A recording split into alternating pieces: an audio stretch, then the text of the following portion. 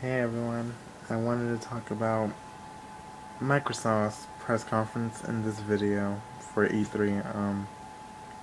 I'll make a separate video to talk about the Sony conference right afterwards, so bear with me here. For Microsoft's conference, there's not much to say. I mean, some of the games were interesting, but a lot of them were multi-platform, so we'll see them on the PlayStation 4. But one thing to talk about here is how they try to gloss over the fact that used games are restricted.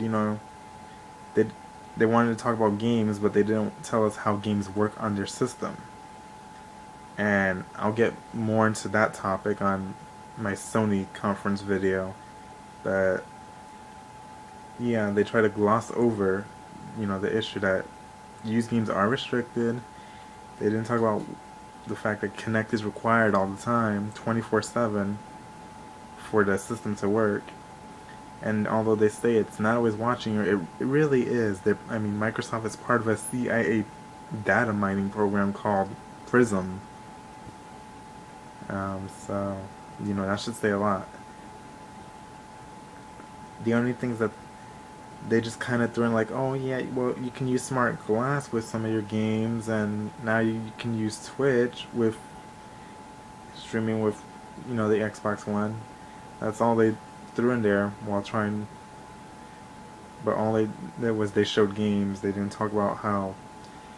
I understand that they explained the services that they reveal, but yeah, they reveal didn't really establish a connection with gamers because all they did was TV, sports, TV, television, TV. Okay, one game, Quantum Break, back to TV. Then, okay, here's a Call of Duty little speech or whatever. And it was just, very lackluster at the reveal. And although they showed a lot of interesting games, their system still has a lot of draconian measures, and one or two games is not enough to buy that system in terms of their exclusive stuff, because since most of it is going to be multi-platform, you'll be able to buy that on the other system. So Microsoft did not have much going on for them. I mean, yeah, they showed some of the good games, but again, those are multi-platform. I can't reiterate that enough. It,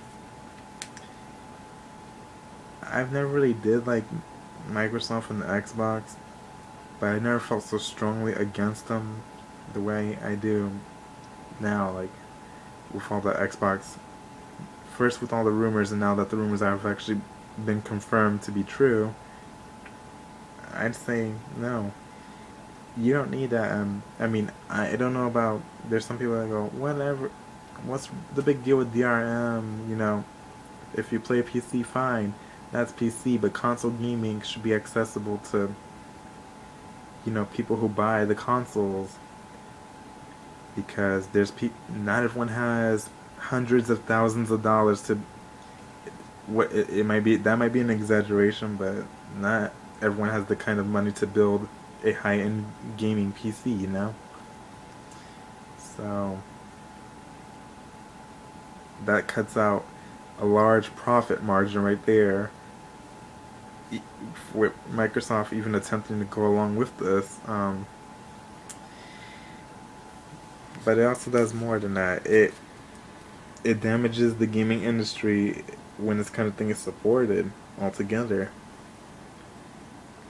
I mean, Microsoft, since the very first Xbox, they've been trying to demonize the gaming industry. Starting with Halo. Like, I'm not saying Halo is a bad series, but they definitely used it in a negative way to, make first-person shooters trendy. If you like first-person shooters, that's fine. But, I mean, I remember seeing all manner of craziness during the Halo 2 launch and everything, where people were just going, oh, they're being asked, why do you like Halo? And people are going, because it's Halo. because I have nothing better to do, because I have no life. Like, literally, these were actual responses on live TV during the launch. Um,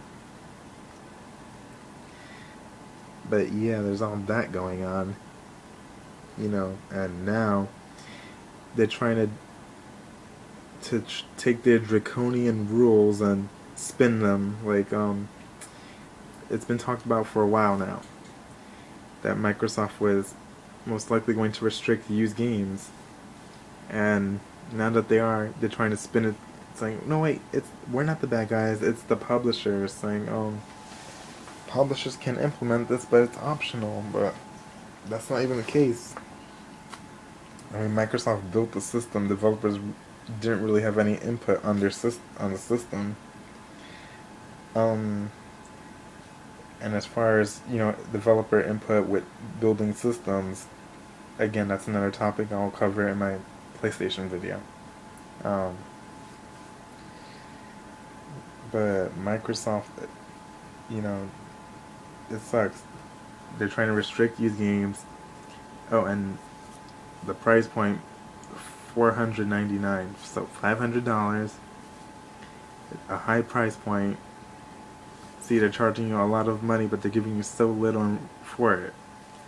As a gamer, you know, I can't support that. As a gamer, I say you shouldn't support it either. If you really are a gamer, you do not support this kind of thing. Not to mention, like I said, the Kinect, it's always watching, even though they say it's not. It really is. And if you don't need it, why do you need to have it plugged in at all? If you do not need it for any games. It just doesn't make sense. And then the system is required to be online 24/7. And there's people that are trying to defend it, saying, no, you don't. Like, okay, you may not need to be plugged in to the internet, but if you're offline for more than 24 hours, one day, your games will not work until you reestablish a connection. So, if you lose internet, let's say for more than a day, for any reason, doesn't matter what it is, you just lost internet for a week, a month, you cannot play games.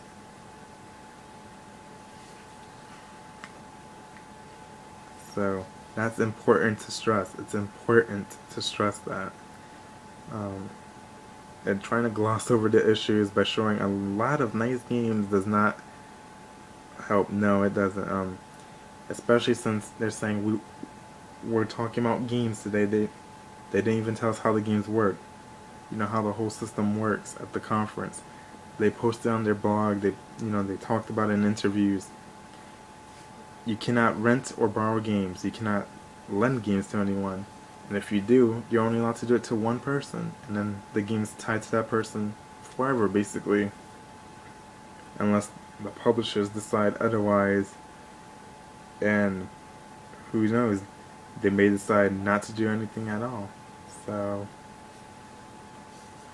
that's something to consider. But anyway, that's the end of this video. I just wanted to try to point out, how Microsoft tried to do damage control by just ignoring all the issues. They didn't address any issues. They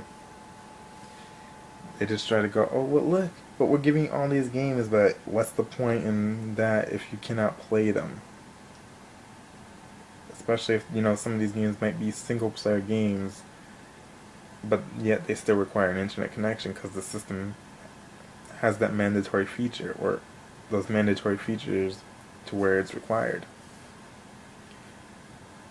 That doesn't make it a good system. They can make all this impressive technology all they want, but if they're going to implement some draconian features like that, it's not worth it. It's not worth the $500. I mean, PS3 was expensive initially, but it actually ended up being cheaper in the long run because at least, you're not required to sign online. You're not required to pay a subscription for the service. You can use it free. There are people that say it sucks just because there's no cross voice chat and all that stuff. It's like, all that stuff's not necessary. If you really need to talk to your friend, you can call them with your cell phone. And if you're playing a multiplayer game, you should be enjoying it with the person you're playing with. And you should be talking to that person, not to your friend halfway across the world, because there are people that would use it that way. But anyway,